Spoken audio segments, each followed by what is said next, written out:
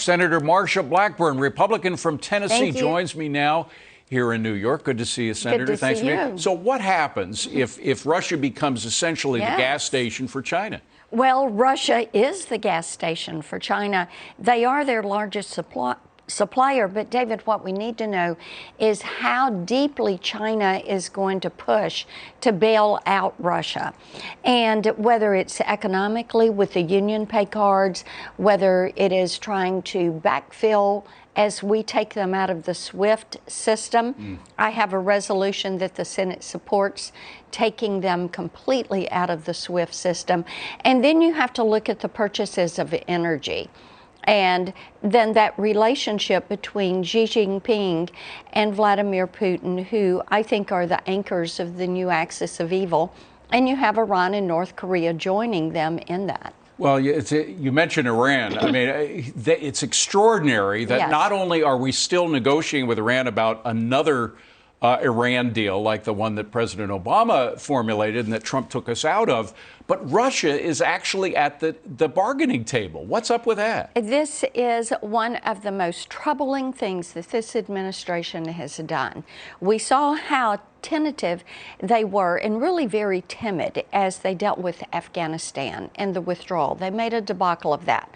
They refused to move forward with sanctions on Russia in the fall.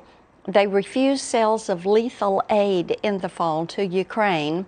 And now you see what they're doing here with having Russia try to negotiate a new Iran deal. And we don't want a new Iran deal. And the thing is, we already have said no more Russian oil into our supply chain.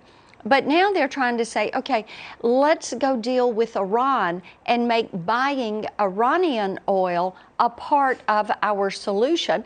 And then Venezuela, we ought not to be buying oil from any of these guys. And meanwhile, by the way, Iran is sending missiles into very close to our consulate in Iraq. They claim it was not the target, but the point is they're still doing it, and they admitted it. They did admit it, and of course we know Iraq is trying to stand up their government, select a new president.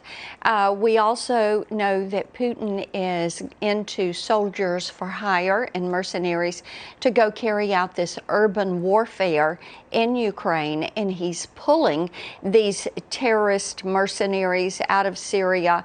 Iran is one of the proxies that Russia goes to. You look at they're going over into Southeast Asia and trying to bring them into Ukraine because Russia does not have the replacements. It's extraordinary what's happening. I mean, there doesn't seem to be any rhyme or reason to a lot of the strategy here. It's a time for clarity. It's a time for leadership.